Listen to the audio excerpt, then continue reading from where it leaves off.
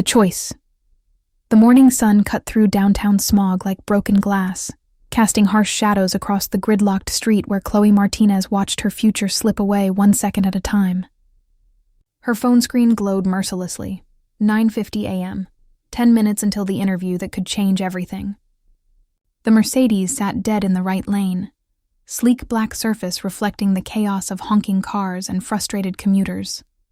Behind it, traffic stretched for blocks, a river of steel and rage that had swallowed her bus and her carefully planned timeline whole. She could see him through the crowd of stopped vehicles. A man in an expensive charcoal suit, phone pressed to his ear, running his fingers through dark hair that caught the harsh morning light. Even from this distance, his desperation was palpable, radiating outward like heat from asphalt. Khloe's leather portfolio felt heavy in her grip, weighted with 6 months of preparation, rehearsed answers, and Nana Rita's sacrifices. Her grandmother's words echoed in her mind.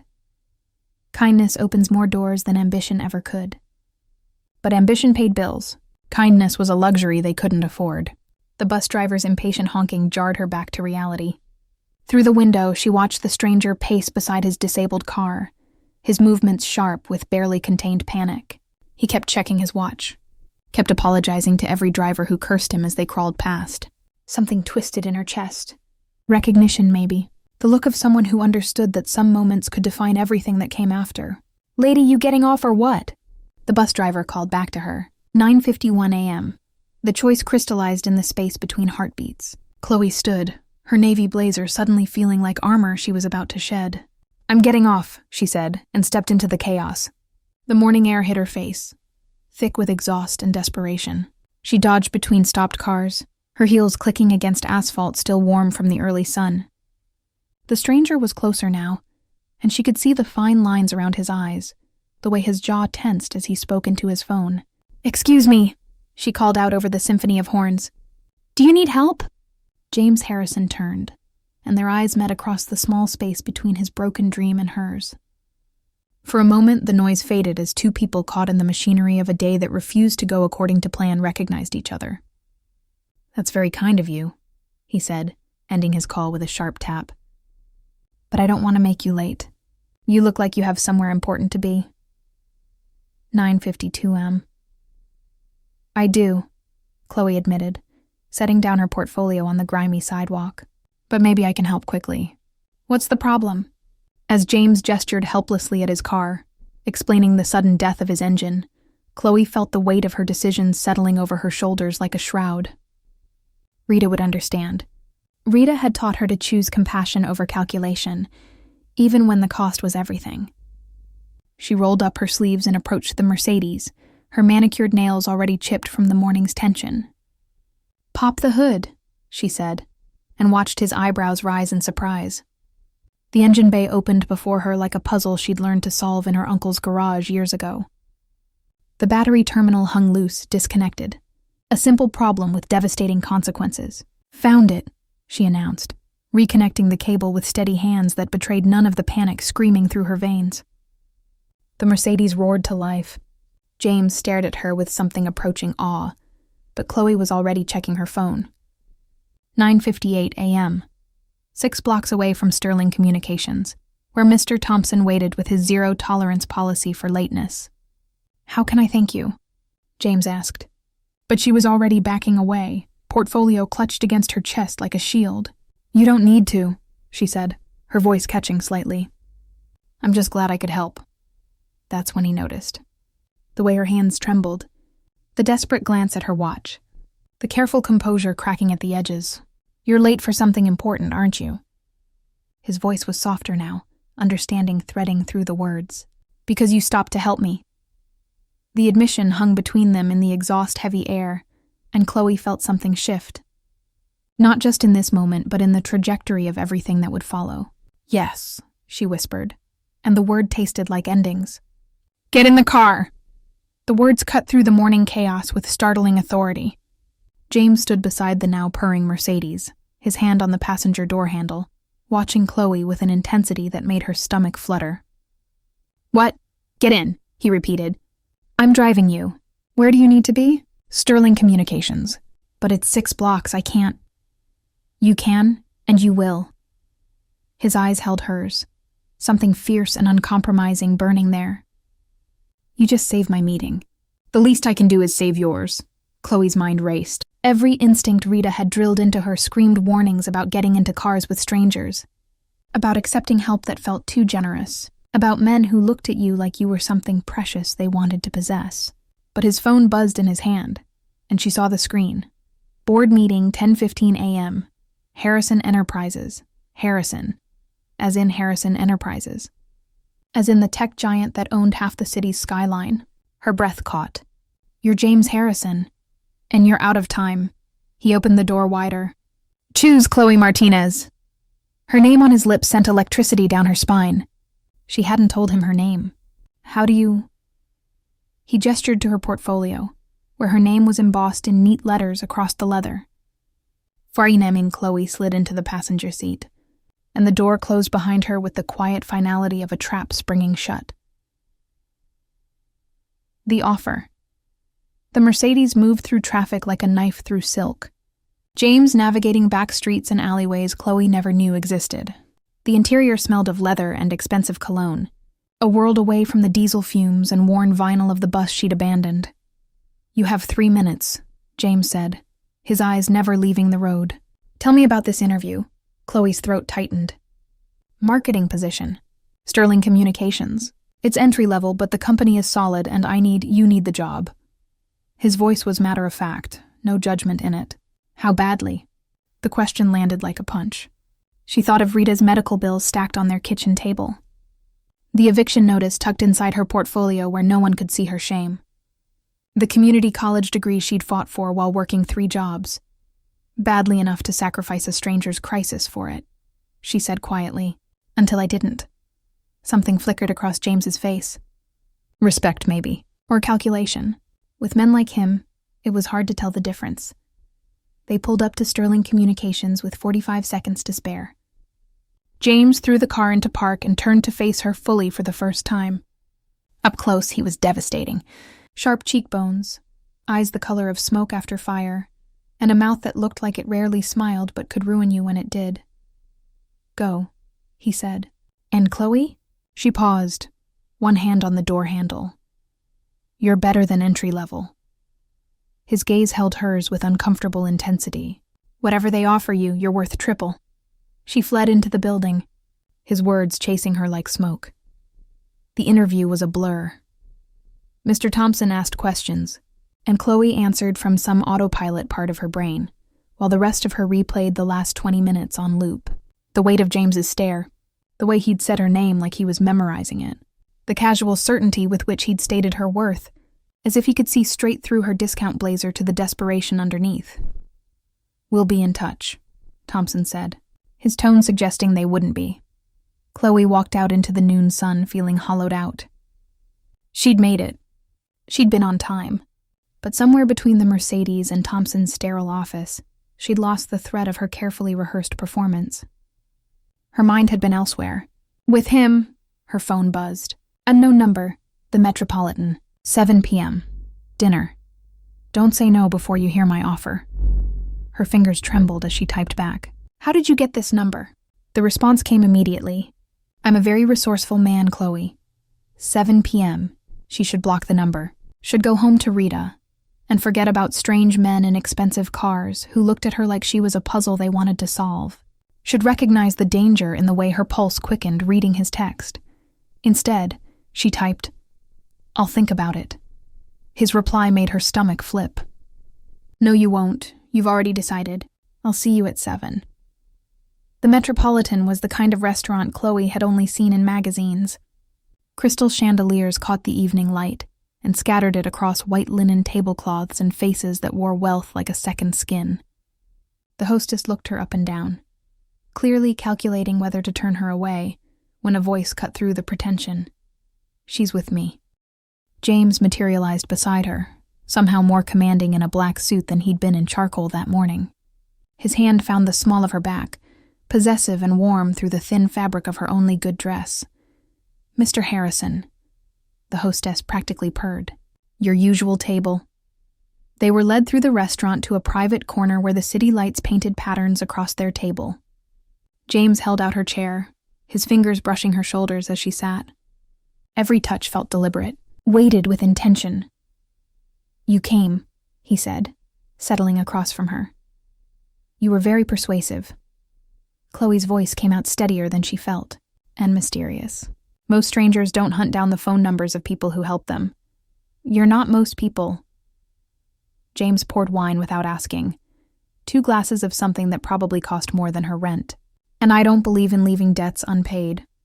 I told you, you don't owe me anything, don't I?" He leaned back, studying her with those smoke-colored eyes. "You sacrificed something important this morning. For me, a complete stranger. That kind of selflessness is rare, valuable."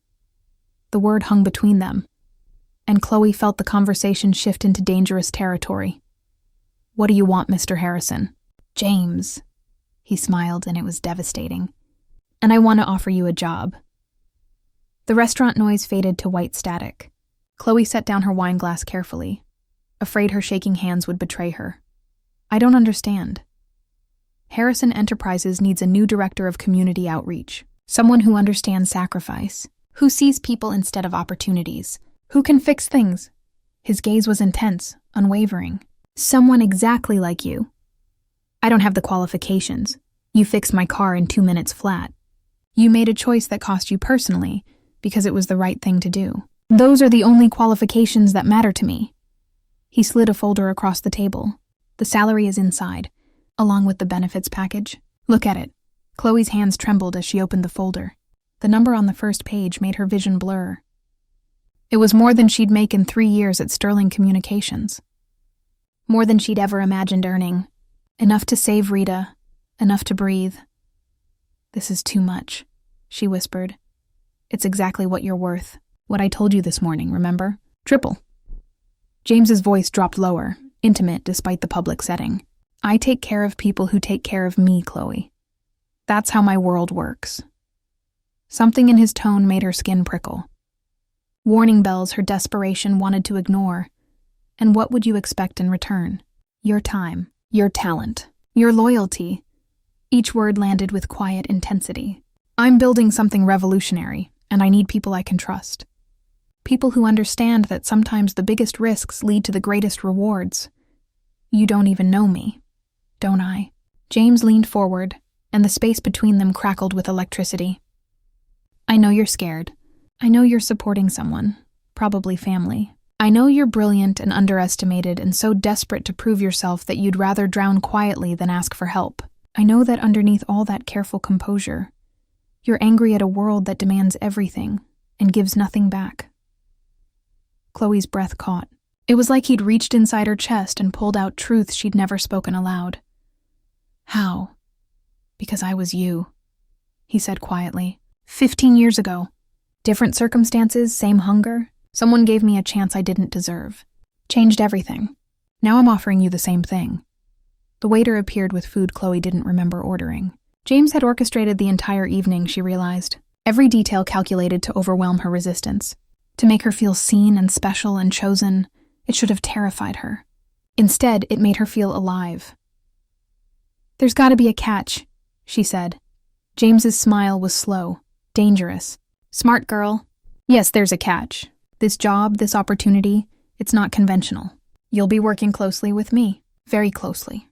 Late nights. High pressure. People will talk. They'll assume things about us. What kind of things?" His eyes held hers, and the air between them turned molten. "That you slept your way into this position. That you're using me. That I'm using you. That whatever's happening between us right now is anything other than professional. Nothing's happening between us. Liar." The word was soft, almost affectionate.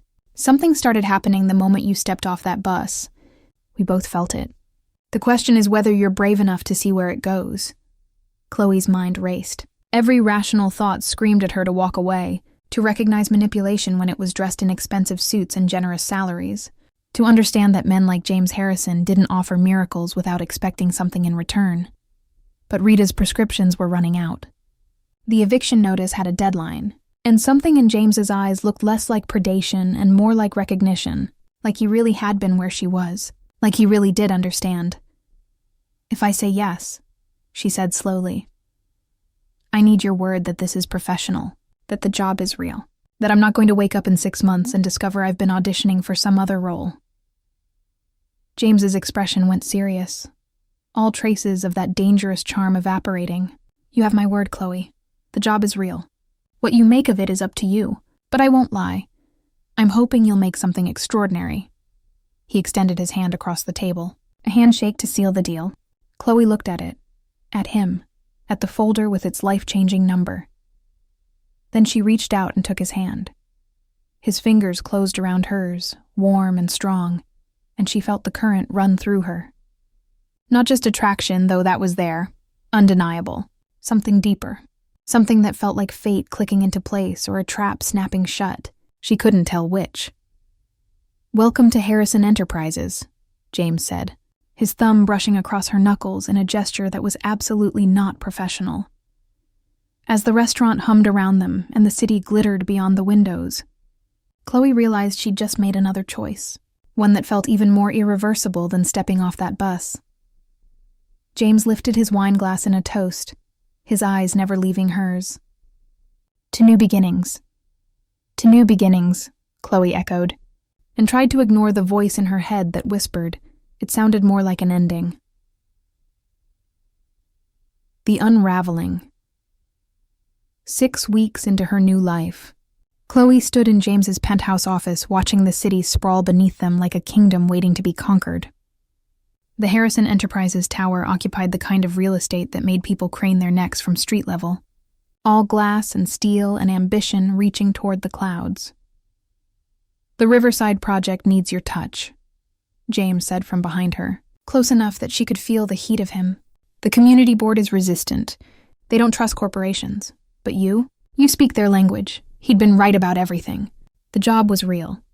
Her talent for bridging the gap between corporate interests and community needs had proven invaluable.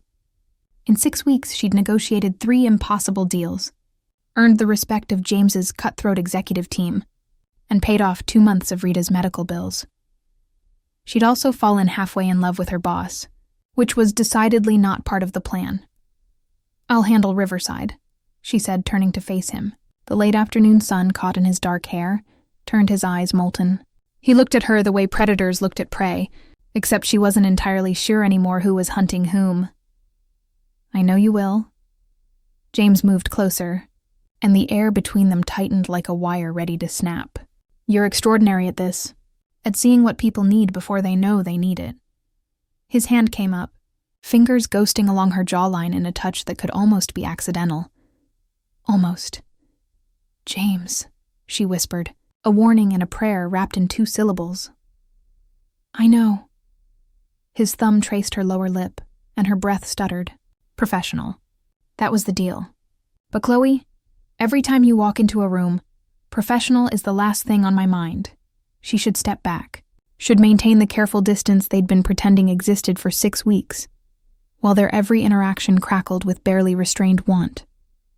Should remember that she'd watched him charm investors and intimidate competitors with the same intensity he was using on her now. Instead, she leaned into his touch. This is a terrible idea, she murmured. The best ones usually are. James's other hand found her waist, pulling her close enough to feel his heartbeat thundering against his ribs. Tell me to stop. She couldn't. God help her, she couldn't. The kiss, when it came, tasted like inevitable disaster and the best decision she'd ever made. James kissed like he did everything else. Completely. Intensely. Like she was the only thing in the world that mattered. His hands tangled in her hair. Her fingers clutched his shirt. And 6 weeks of careful professional distance shattered like glass. When they finally broke apart, both breathing hard, Khloe saw something flash across James's face. Triumph, maybe, or guilt. It was gone before she could name it. I should go, she said, her voice unsteady. Rita's expecting me for dinner. Of course. James stepped back, straightening his tie with hands that weren't quite steady either. But Khloe, this changes things. I know. I'm not sorry. She smiled despite herself. Neither am I. The lie tasted bitter on her tongue, but she told it anyway. Because the truth was more complicated. Because she was falling for a man who held all the power in their relationship. Because every instinct she'd ever trusted was screaming that something about this perfect new life was too good to be true. Rita was waiting at their kitchen table when Khloe got home. The eviction notice that should have been resolved still sitting there like an accusation. "What's this?" Khloe asked, ice flooding her veins. "I paid this 2 weeks ago." They said the payment bounced. Rita's weathered hands trembled slightly. "Baby, what's going on? This fancy new job, these hours you're keeping. That man you won't tell me about. I taught you better than to trust easy miracles." "It's not like that, Nana. James is..."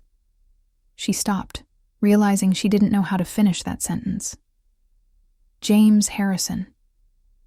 Rita's voice went flat. "You're working for James Harrison."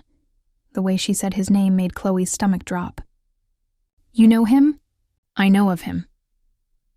Rita stood, moving to the window that overlooked their neighborhood, the one James's Riverside project would demolish in 3 months. "That man destroys communities for profit. He's got a pretty face and prettier words, but he's a predator, baby. They all are at that level. You don't understand. He's different. He's helping people, is he?"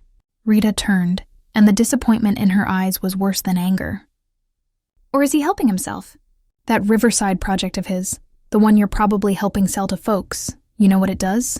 Displaces 400 families, working families, people like us.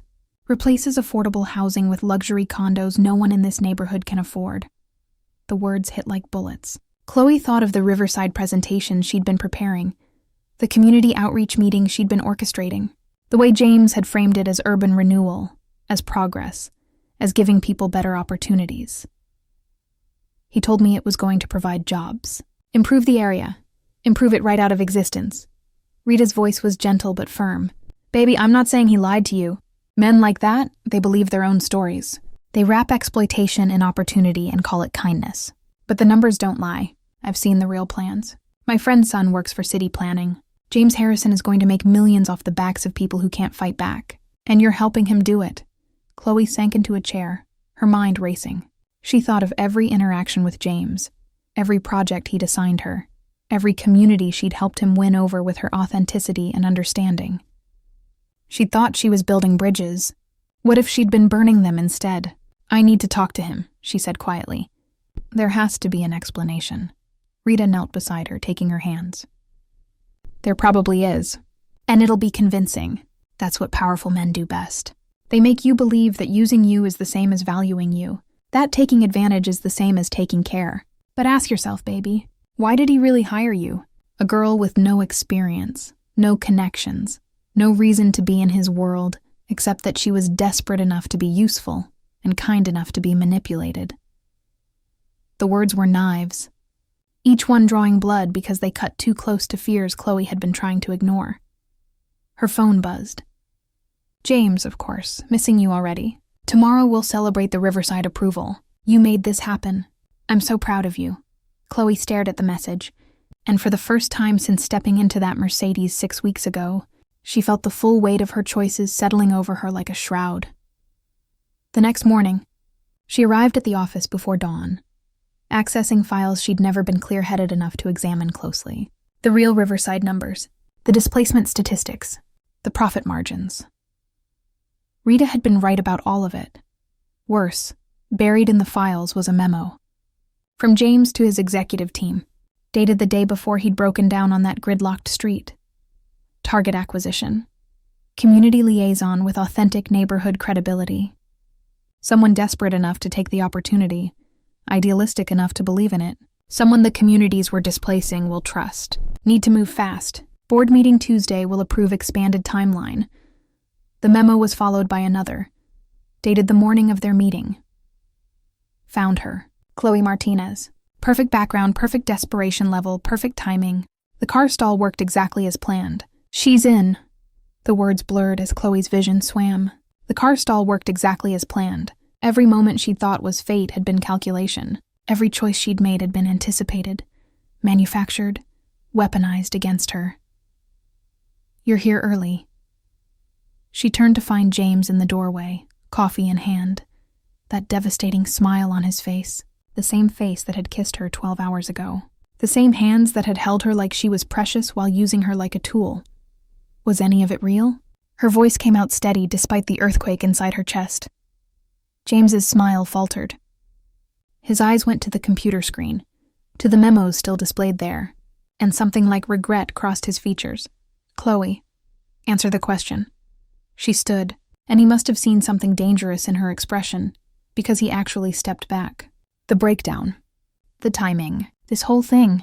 Was any of it real? The silence stretched between them like a chasm. When James finally spoke, his voice was quiet, almost gentle. The opportunity was real. The job was real. What you've accomplished was real. Does the beginning really matter when the result is the same? Yes, the word cracked like a whip. It matters when you staged a breakdown to trick me into missing my interview. When you manipulated my desperation. When you made me believe I was making choices when really I was just following your script.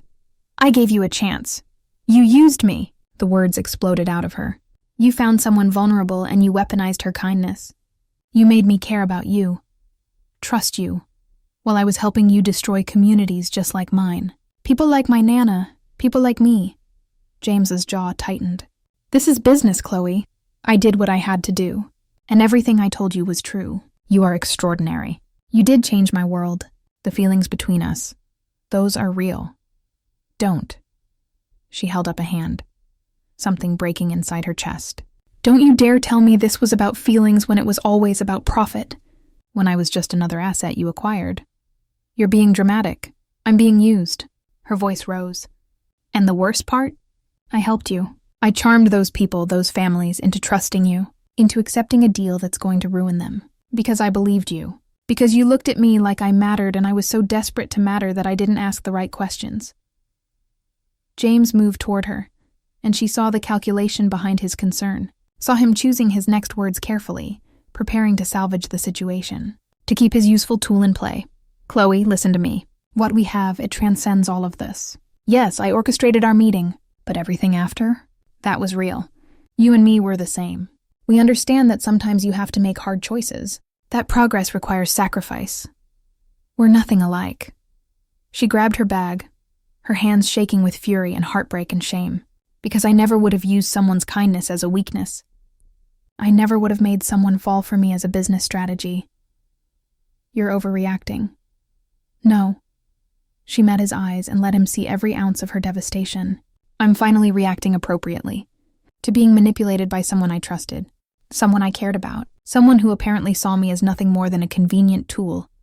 She moved toward the door, but James caught her arm. His grip was gentle but firm, and his eyes were desperate in a way she'd never seen before.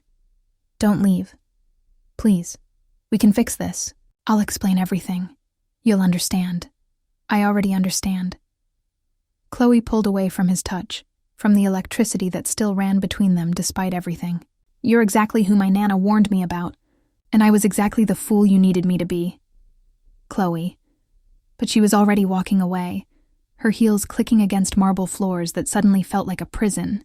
Behind her, she heard James call her name one more time, his voice cracking with something that might have been genuine emotion if she could still trust anything about him. In the elevator, alone, Khloe let herself break. 6 weeks of perfect job. 6 weeks of feeling valued and seen and important. 6 weeks of falling for someone who'd scripted every moment to serve his own agenda. Her reflection in the mirrored walls stared back at her, and she barely recognized the woman there. Designer dress bought with blood money. Hair styled to look professional in the world of people who profited from others' desperation. Face carefully composed to hide the fact that she'd just lost everything again. No, not lost. That implied she'd ever really had it. The elevator doors opened to the lobby, and Khloe walked out into the morning sun. Her phone buzzed incessantly in her bag. James. Calling. Texting. Probably already preparing his next strategy for bringing her back into the fold. But as she stood on the street where this had all started 6 weeks ago, Khloe made a different choice. She pulled out her phone and dialed a number she'd saved but never called. City Planning Department? Yes. I need to speak to someone about the Riverside development. I have information about community outreach fraud and manufactured consent. My name is Khloe Martinez, and I'm ready to tell you everything. As she waited for the transfer, she thought about Rita's words, about kindness opening doors, about how some people weaponized goodness itself, James Harrison had taught her that truth the hard way. Now she was going to teach him one of her own. Kindness might be a weakness, but it could also be a weapon. And she'd just learned how to use it. The War the City planning office smelled like stale coffee and bureaucratic defeat, but to Khloe, it smelled like war. She'd spent 3 days preparing her testimony, compiling evidence of every manipulation, every manufactured community meeting, every carefully orchestrated moment of fake grassroots support for the Riverside Project. James had called 47 times. She'd answered none of them. Ms. Martinez, the planning commissioner, a tired woman named Patricia Chen, gestured her into a cramped conference room. "You said you have information about Harrison Enterprises?" Khloe opened her laptop, her hands steady despite the earthquake in her chest. "I have everything. Emails, memos, recordings of strategy sessions where we discussed how to manufacture community buy-in. Evidence that James Harrison deliberately staged our meeting to recruit me as his community liaison, because I had the exact demographic profile and desperation level he needed." Patricia's eyes widened as Khloe walked her through it all. The targeted manipulation, the fake breakdown, the careful psychological profile that had identified Khloe as the perfect mark. Young, desperate, community-rooted, and naive enough to believe in fairness. "This is explosive," Patricia said quietly. "If even half of this holds up, the Riverside approval would be invalidated. Harrison Enterprises would face massive fines, possibly criminal charges for fraud." "Good." Khloe's voice was ice. "He needs to understand that people aren't just pieces on his chessboard." Patricia studied her with something like sympathy. "You understand this will destroy you too? You were the face of this project. Your reputation, your career, everything you've built in the past 6 weeks. It all burns with him." The words should have hurt. Instead, they felt like relief, like finally paying a debt she'd been carrying since the moment she stepped into that Mercedes. "I know," Khloe said, "but some things matter more than reputation. Like the 400 families who won't lose their homes because I finally did the right thing." She left the planning office feeling lighter and heavier at the same time. Lighter because the truth was out. Heavier because she knew what came next. James Harrison didn't build empires by accepting defeat gracefully. Her phone buzzed. Not James this time. An unknown number. Coffee? "Please, just listen. You owe me that much. Margaret Chen. James's executive assistant and the closest thing he had to a friend." Khloe had liked Margaret, which now felt like another betrayal. Another relationship built on James's manipulation. Against her better judgment, she texted back. "1 coffee. Nothing changes." They met at a cafe 3 blocks from Harrison Enterprises, neutral territory that still smelled like enemy ground. Margaret looked exhausted, her usually perfect appearance slightly disheveled. "He's destroying himself," Margaret said without preamble, sliding a coffee across the table. "He hasn't slept in 3 days. Keeps watching the security footage of you leaving. Won't eat. Won't talk to anyone except to bark orders. The board is getting concerned. That's not my problem, isn't it?"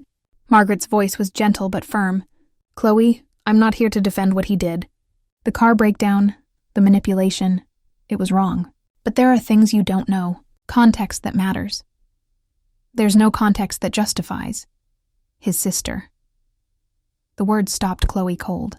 James had a younger sister, Lily. She was brilliant, kind, everything good in his life. 15 years ago, their family lost everything in a predatory development deal. They were one of those 400 families, Khloe. They were displaced, destroyed, and Lily couldn't handle it. She killed herself 6 months after they lost their home. The air left Khloe's lungs in a rush. James built his empire on a promise to himself.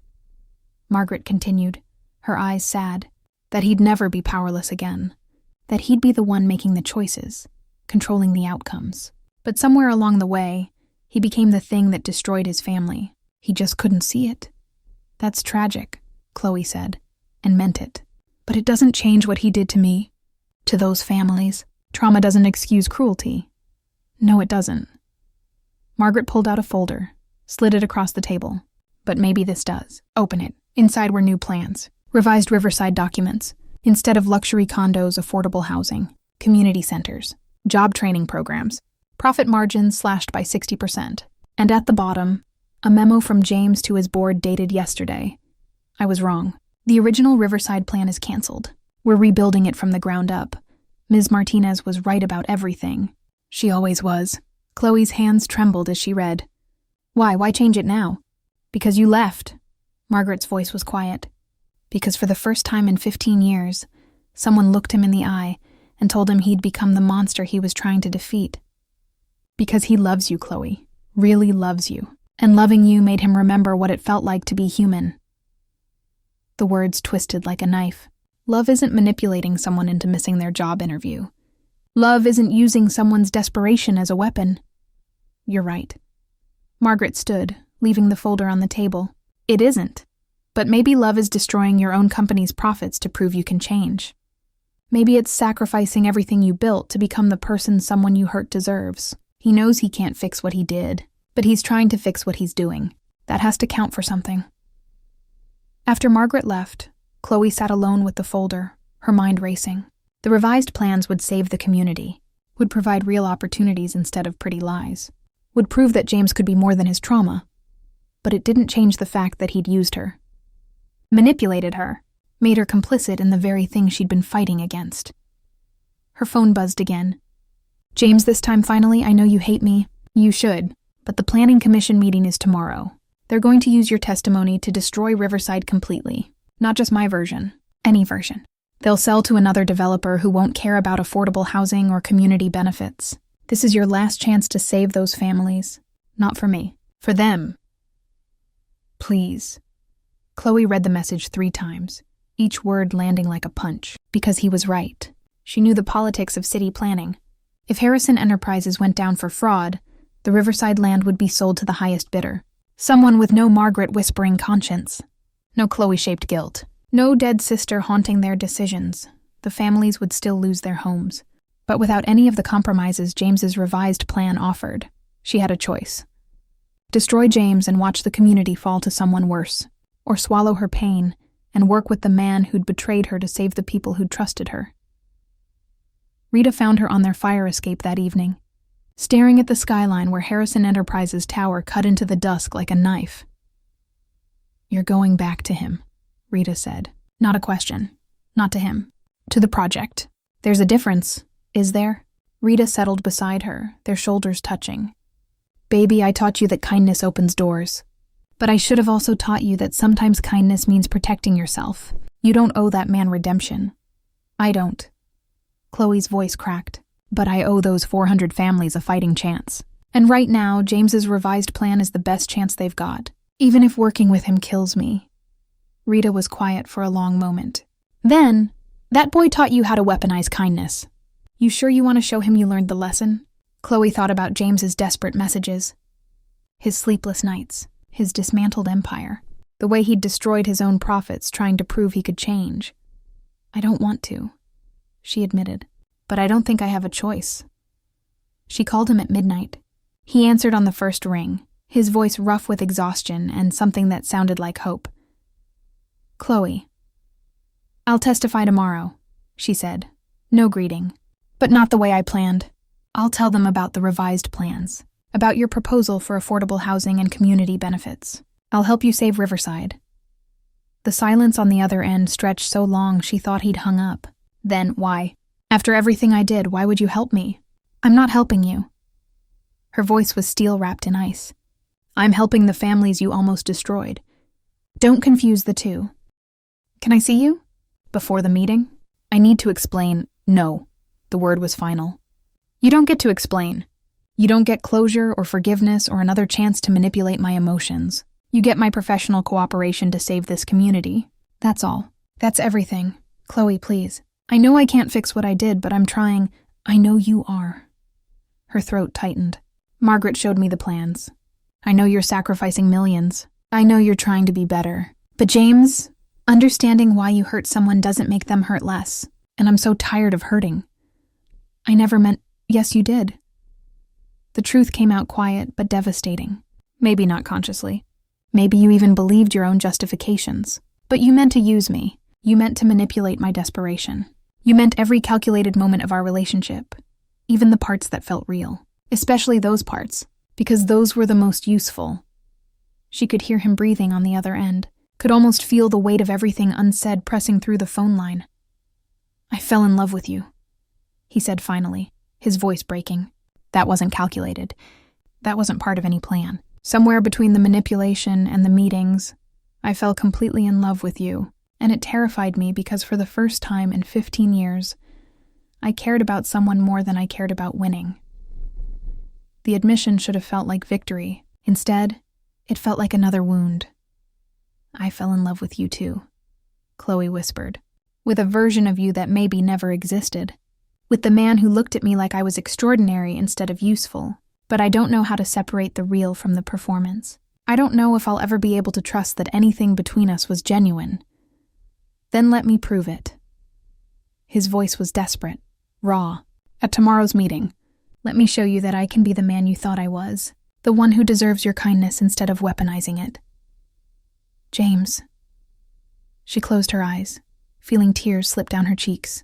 "You don't prove you've changed to the person you hurt. You prove it by changing. By being better when no one's watching. By fixing what you broke even when there's no reward for it.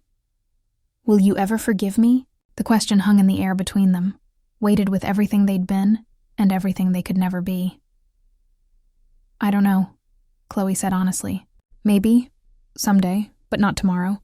Not next week, maybe not ever. Some betrayals cut too deep to heal cleanly. I'll wait." His voice was quiet but certain. "However long it takes, I'll wait. Don't." The word came out sharper than she intended. "Don't wait for me. Don't build your redemption around me. Don't make fixing us your new obsession. Just be better. For yourself. For the people your decisions affect. For the memory of your sister, who deserved better than the legacy you almost built in her name." The sharp intake of breath told her the words had landed. Good. She wanted them to land. Wanted him to understand that some truths hurt precisely because they're necessary. "How did you know about Lily?" Margaret told me. She thought context would make a difference. Khloe stared at the Harrison Enterprises tower, at the empire built on trauma and ambition. "It doesn't. It just makes everything sadder." "I thought I was honoring her," James said quietly. "By never being powerless again. By making sure I controlled every outcome. But I became the thing that killed her, didn't I?" "Yeah." Khloe's voice softened despite herself. "You did. But you're trying not to be. That's something. It's not enough." "No," she agreed. "But it's a start. Tomorrow at the meeting, we save Riverside. We give those families the affordable housing they deserve. We prove that developers can choose people over profit. And then we go our separate ways. You build your redemption. I rebuild my life. And maybe someday, we'll both be able to look at what happened between us without bleeding. And if I can't let you go?" The question made her heart clench. "Then you haven't learned anything. And all of this, all the sacrifice and change and revised plans, it's just another manipulation. A longer game with the same ending. That's not, isn't it?" She cut him off. "James, I need you to understand something. I'm not a prize you win by being good enough. I'm not a goal you achieve through the right combination of gestures and sacrifices. I'm a person who trusted you and got destroyed for it. And the only way forward is for both of us to accept that what we had, real or not, is over." The silence that followed felt like a funeral for all the things they might have been. "I'll see you tomorrow," James said finally, "at the meeting. Professional." "Professional," Khloe echoed. She hung up before he could say anything else. Before the sound of his broken voice could make her forget why staying away was the only way to survive this. Rita appeared in the doorway, 2 mugs of tea in hand. "You okay, baby?" "No." Khloe took the offered mug, let the warmth seep into her cold hands. "But I will be. After tomorrow, after I help save those families, after I prove that he didn't completely destroy my ability to do the right thing." "He didn't destroy anything," Rita said firmly. "He tried. But you're still here, still fighting, still choosing compassion even when it costs you. That's not destruction, baby. That's strength." Khloe leaned against her grandmother's shoulder, breathing in the familiar scent of lavender and wisdom. "I loved him, Nana, even knowing what he did, even understanding how he used me. I loved him anyway. I know." Rita's hand stroked her hair. That's the cruelest part. Love doesn't turn off just because someone proves they don't deserve it. But time helps. Distance helps. And knowing you did the right thing, even when it hurt, that helps most of all. What if tomorrow isn't enough? What if I save Riverside and it still doesn't feel like redemption? Then you do the next right thing. And the next, until one day you wake up and realize you've built a life you're proud of, one that man couldn't take from you even when he tried. Khloe closed her eyes and let herself imagine it. A future where James Harrison was just a painful memory, where her choices were her own, where kindness was a gift she gave freely instead of a weapon turned against her. It felt impossibly far away. But maybe after tomorrow it would be one step closer. Get some sleep, Rita said softly. Tomorrow you change the world. Tonight you rest, but sleep didn't come. Khloe lay awake, staring at her ceiling, thinking about the planning commission meeting. About James's desperate hope for redemption. About 400 families whose futures hung in the balance of her testimony. About the choice she was making to help the man who'd betrayed her. Not for him. Never for him. But for the people caught between his ambition and his conscience. As dawn broke over the city, Khloe stood and dressed in her armor. Professional, composed, ready to walk back into the world that had almost destroyed her and save it anyway. Because Rita was right. James Harrison had tried to destroy her goodness, but he'd failed. She was still here, still fighting, still choosing compassion even when compassion had nearly killed her. Tomorrow, at the planning commission, she would prove it. To James, to herself, to everyone watching, she was not a victim. She was a survivor. And survivors didn't just endure. They transformed their pain into purpose, their betrayal into breakthrough, their shattered trust into something stronger than blind faith. Khloe Martinez was about to show James Harrison exactly what he'd lost when he chose manipulation over honesty. Not a useful tool, not a convenient mark, but a force of nature he'd never fully understood and would spend the rest of his life regretting. The planning commission. Doors opened at 9 a.m. Khloe walked through them with her head high in her evidence folder in hand. Ready for war, ready for peace, ready for whatever came next. Because she'd already survived the worst thing James Harrison could do to her. Everything else was just details. The reckoning.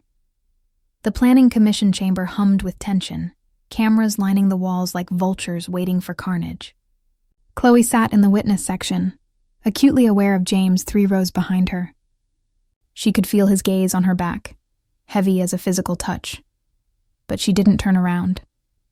Patricia Chen called the meeting to order, her voice cutting through the murmurs. We're here to review allegations of fraud in the Riverside Development Project. Ms. Martinez, you're first to testify. Khloe stood, her legs steadier than they had any right to be. As she walked to the witness table, she passed James. Their eyes met for half a second, and she saw everything there. Desperation, hope, love, regret, the whole messy truth of what they'd been to each other. She looked away. Ms. Martinez, Patricia began, you've provided evidence that James Harrison of Harrison Enterprises deliberately staged your first meeting to recruit you as community liaison for the Riverside project. Is that correct? The chamber went silent. Every camera, every eye fixed on Khloe. This was it. The moment where she could destroy him, where she could watch his empire crumble and call it justice, where she could prove that using people's kindness as a weapon had consequences. Yes, Khloe said clearly. James Harrison staged his breakdown on a gridlocked street, knowing I would be on that specific bus, at that specific time. He targeted me because I had the exact demographic profile and desperation level he needed. Someone young, community-rooted, and vulnerable enough to be manipulated into helping him displace 400 families for profit. The chamber erupted. Cameras flashed. Behind her, she heard James's sharp intake of breath. Patricia raised a hand for silence. That's a serious allegation. Can you provide evidence? I can. Khloe pulled up the emails, the memos, the cold calculation of her recruitment, watched Patricia's face harden as she read, watched the commissioners exchange dark glances, watched James's lawyer start frantically taking notes. However, Khloe continued, and the word hung in the air like a knife about to drop. I'm not here to see the Riverside project killed.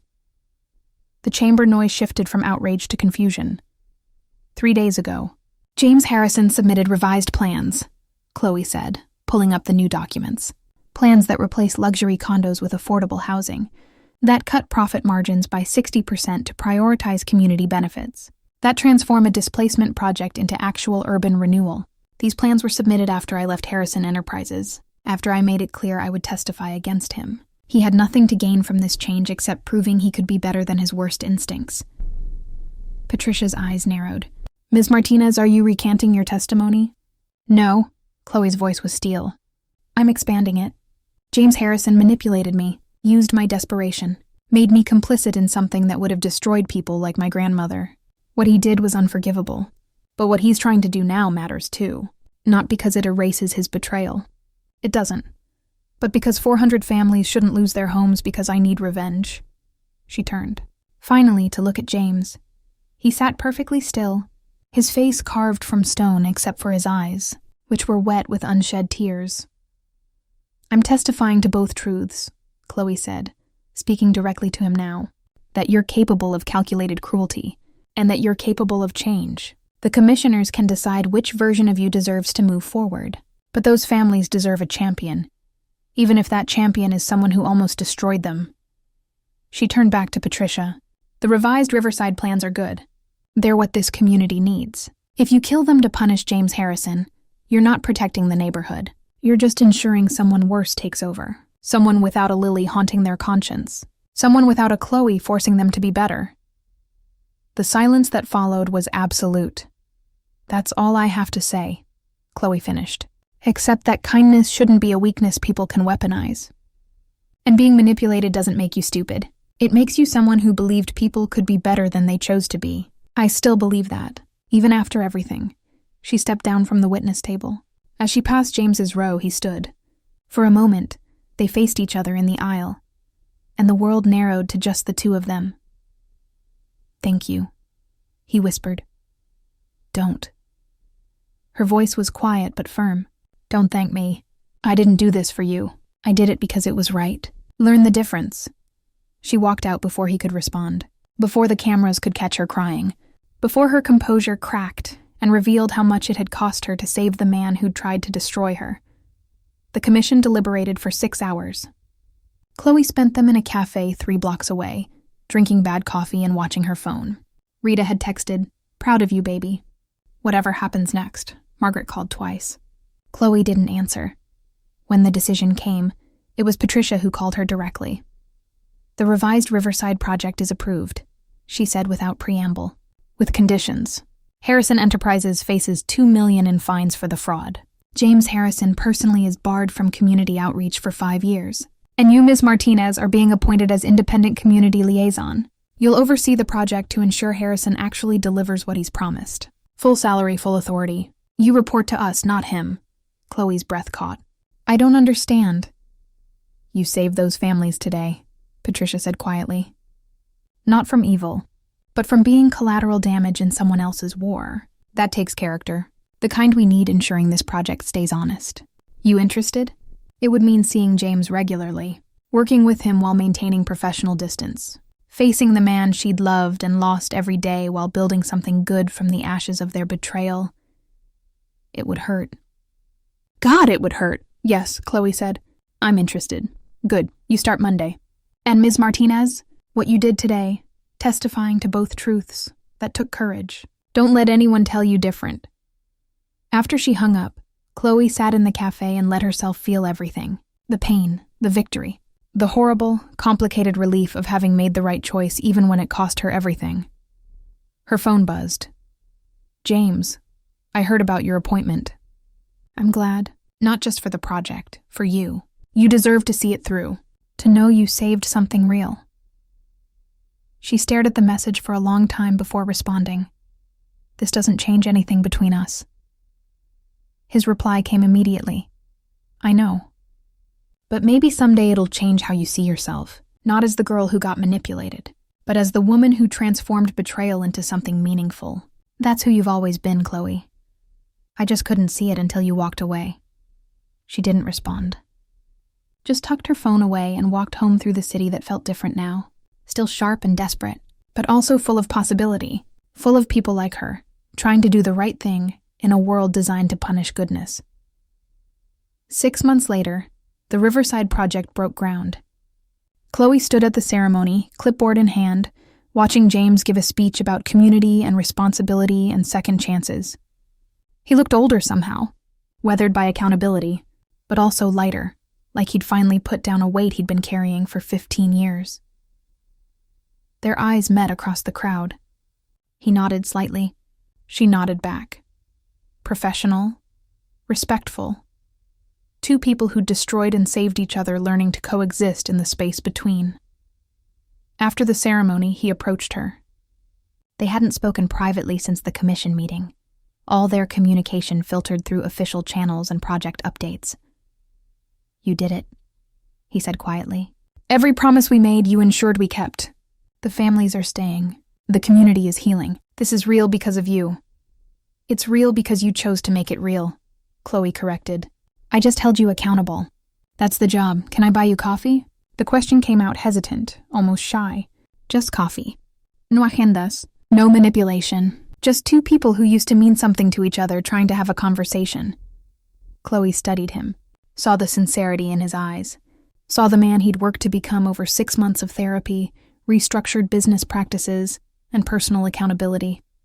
Saw someone genuinely trying to be better not for reward, but because it was right. She also saw the man who'd manipulated her, used her desperation, made her complicit in almost destroying the community she loved. Some scars ran too deep to ever fully heal. "No," she said gently. "Not yet. Maybe not ever. What you did, James, I can professionally work with you. I can watch you be better and acknowledge that growth is real. But personally, I don't think I can trust you enough for coffee. Maybe I never will." Pain flickered across his face, but he nodded. "I understand. I just wanted you to know that loving you changed me, not in the manipulative way. But genuinely, you showed me what it felt like to care about someone more than winning. I'm grateful for that, even though I destroyed any chance of keeping it." "You did," Khloe agreed. "Completely. Will you ever forgive me?"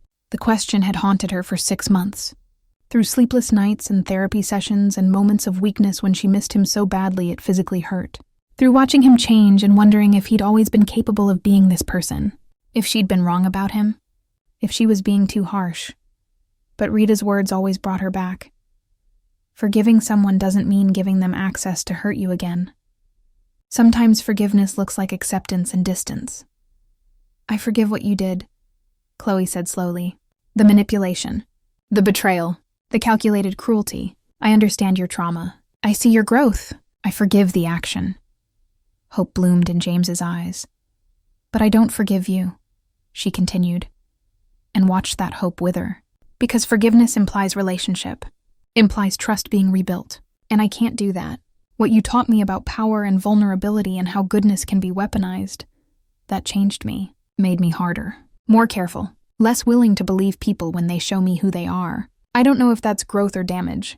Probably both. But it means you and I, we don't get a redemption arc. We just get separate paths and a shared project and the memory of what we almost were." James's jaw tightened, but he held her gaze. "That's more than I deserve." "It is," Khloe agreed. "But it's what I can give. Professional respect, acknowledgement of change, distance enough to heal. That's it. That's everything. Then I'll take it." He extended his hand for a shake, a formal ending to an informal conversation. "Thank you, Khloe, for saving me, for saving the project, for showing me that accountability is more important than winning." She took his hand, felt the familiar electricity, and let it go. Both his hand and the charge. Some connections weren't meant to survive their creation. "Goodbye, James. Goodbye, Khloe." She walked away from him for the second time, but this time felt different. Final. Not angry or devastated, just complete.